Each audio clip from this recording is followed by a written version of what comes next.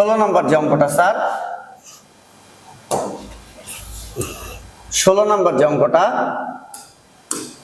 এই, তো এইখানে বলছে 10 কেজি ভরের একটা স্থির বস্তুকে, এই যে স্যার 10 কেজি ভরের একটি স্থির বস্তুকে, তো স্যার এম এর মান কত? এম এর মান হইতেছে 10 কেজি। তাহলে 10 কেজি ভরের একটি স্থির বস্তু, তার মানে আদিবেগ 0। স্যার স্থির বস্তু তার মানে আদিবেগ 0। আঘাত করায়, স্যার আঘাত করছে, আঘাত করছে, স্যার আবার বলতেছে আঘাত করছে, এই যে জোরে বাড়ি দিছে, বাড়ি দিলে এটি 10 নিউটন ঘর্ষণযুক্ত রাস্তায়, স্যার এখানে একটা ঘর্ষণযুক্ত রাস্তা আছে, আমরা একটু ঘর্ষণযুক্ত রাস্তাটা দিই, এই যে স্যার এই রাস্তাটা হইতেছে ঘর্ষণযুক্ত রাস্তা। এই রাস্তাটা কি রাস্তা স্যার? ঘর্ষণযুক্ত একটা রাস্তা। এই যে ঘর্ষণযুক্ত একটা রাস্তা, এই ঘর্ষণযুক্ত এটি 10 নিউটন ঘর্ষণযুক্ত রাস্তা। স্যার এফ কে এর মান কত স্যার? এফ কে এর মান 10 নিউটন। এফ কে এর মান 10 নিউটন, 20 মিটার পার সেকেন্ড বেগে গতিশীল। তাহলে স্যার এই বস্তুটা গতিশীল কত বেগে? 20 মিটার পার সেকেন্ড বেগে। কতটা বুঝছো? এই রাস্তাটায় বস্তু যখন চলে তখন ঘর্ষণ বল 10 নিউটন স্থির অবস্থায় ছিল, এর বল প্রয়োগ করে নাই, কিন্তু এর একটা বাড়ি দিছে, এখানে বাড়ি দিছে বা টোকা দিছে, টোকা দিলে এটা 20 মিটার পার সেকেন্ড বেগে গতিশীল। তুমি বেঞ্চে একটা কলম রেখা টোকা দিলে এই কলমটা সামনের দিকে যাইতে যাইতে থাইমা যাবে, কিন্তু কলমটারে এক হইতে পারে তুমি হাত দিয়ে বল প্রয়োগ করে করে দিতেছো, এটা বলে প্রযুক্ত বল, সমবল। একটা নির্দিষ্ট সময়ব্যাপী বলটা কাজ করে, কিন্তু এখানে বলছে তুমি টোকা দিছো জাস্ট। এই জানতে চাইছে কি স্যার? বস্তুটি কত সময় পর থেমে যাবে। স্যার জানতে চাইছে কি বস্তুটি কত সময় পর থেমে যাবে, অর্থাৎ তোমার টি এর মানটা বের করতে বলছে। তাহলে গ নাম্বার অঙ্কটা স্যার আমরা একটা সময় বের করতে চাইতেছি, যে কত সময় পর এটা থেমে যাবে। তাহলে স্যার গতির যে সূত্রগুলো আমরা জানি, কোন সূত্র দিয়ে বের করতে পারি? আমরা এই সূত্রটা বসাইতে পারি, এ সমান সমান ভি মাইনাস ইউ বাই টি। এখান থেকে টি সমান সমান ভি মাইনাস ইউ বাই। গতির যে 3টা 4টা সূত্র আছে, এই সূত্রগুলোর মধ্যে তুমি কোন এই সবগুলো নিয়ে একটু চিন্তা করবা, করলেই তুমি বুঝবা কোনটা নিয়ে করা যাবে। যেমন ধরো আমি চিন্তা করলাম এ সমান ভি মাইনাস ইউ বাই টি, আমি তো টি বের করব, তাহলে আমি তো এই সূত্র নিয়ে চিন্তা করতে পারি না, ভি স্কোয়ার সমান ইউ স্কোয়ার প্লাস 2s, কারণ এই সূত্রটা টি নাই। তারপর হইতেছে s is equal to u t plus half t square, এটা দিয়ে টি বের করা যাবে না কেন? কারণ এখানে আমি মোট দূরত্বটা দেখি নাই স্যার, মোট দূরত্বটা আমি দেখি নাই।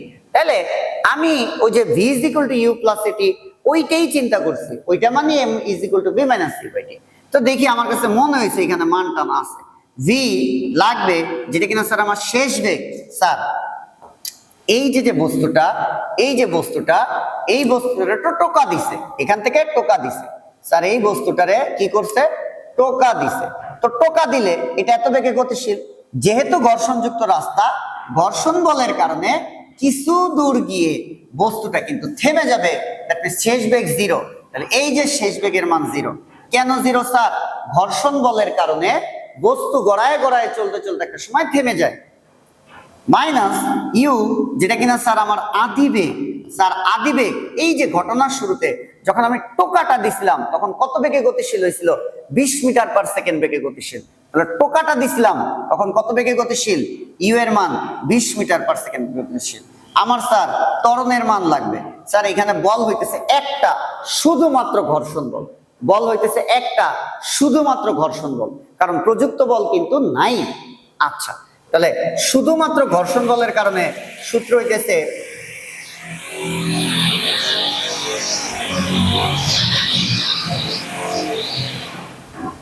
শুধুমাত্র ঘর্ষণ বলের কারণে সূত্র হইতেছে মাইনাস এফ কে সমান এম এ। তাহলে এ সমান সমান minus f k divided by m. তাহলে এ সমান সমান মাইনাস এফ কে, ঘর্ষণ বলের মান কত স্যার? 10।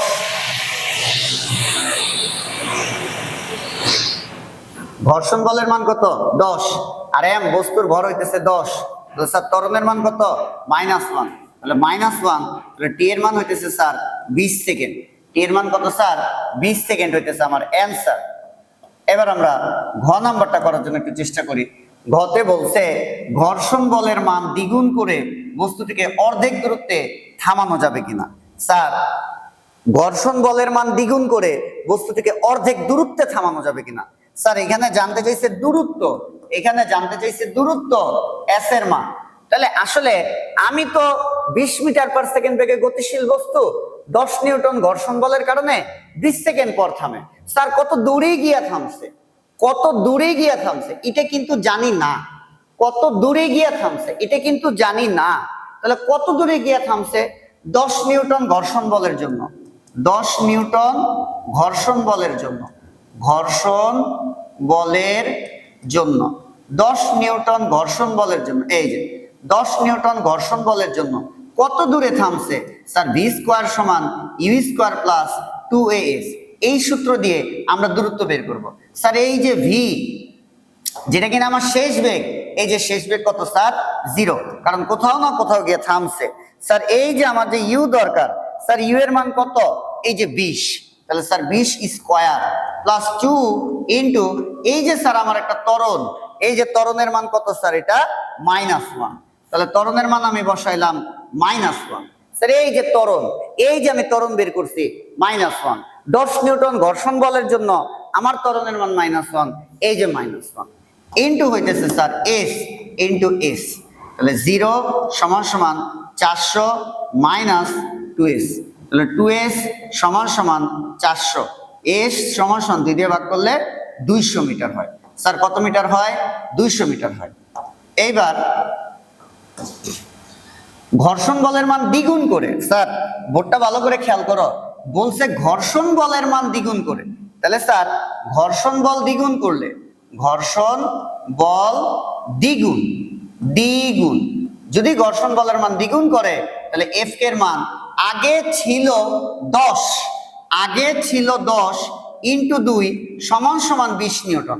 স্যার আমি একটা কথা বলি, ঘর্ষণ বলের মান যখন হয়েছিল, যখন ছিল 10 নিউটন তখন ত্বরণ -1, এখন ঘর্ষণ বলের মান বাড়ানো হয়েছে, তাহলে এই ত্বরণের মান কিন্তু আর ঠিক থাকবে না, ত্বরণটা চেঞ্জ হবে। তাহলে আমরা নতুন করে একটা ত্বরণ বের করব।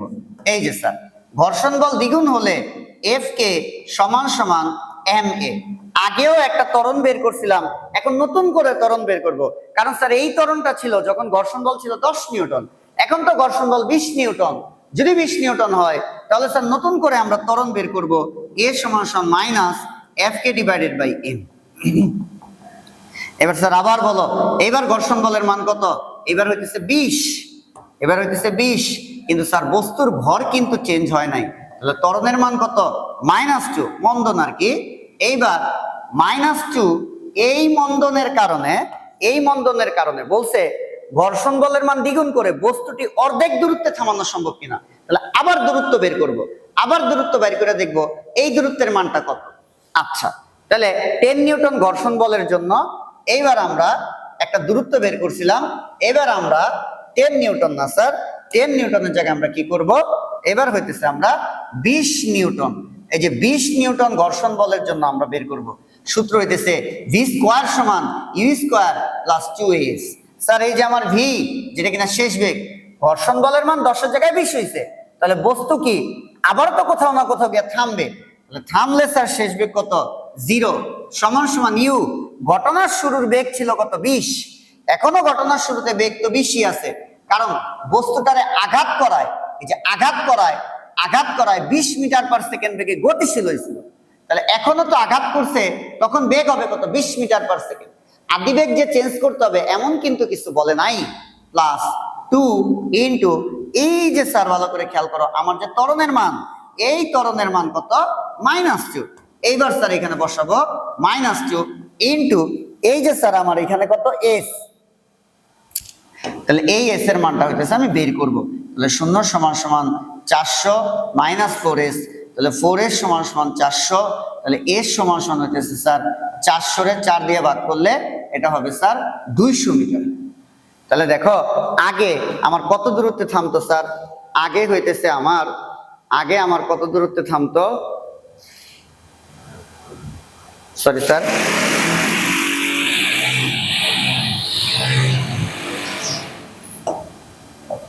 এই স্যার আগে কত দূরে থামতো? গিয়ে 200 মিটার দূরে থামতো, ঘর্ষণ বলের মান দ্বিগুণ করলে 100 মিটার দূরে গিয়ে থামতেছে, ঘর্ষণ বলের মান দ্বিগুণ করলে 100 মিটার দূরে গিয়ে থামতেছে, তার মানে অর্ধেক দূরত্বে থামানো সম্ভব, অর্ধেক দূরত্বে থামানো সম্ভব, অর্ধেক দূরত্বে থামানো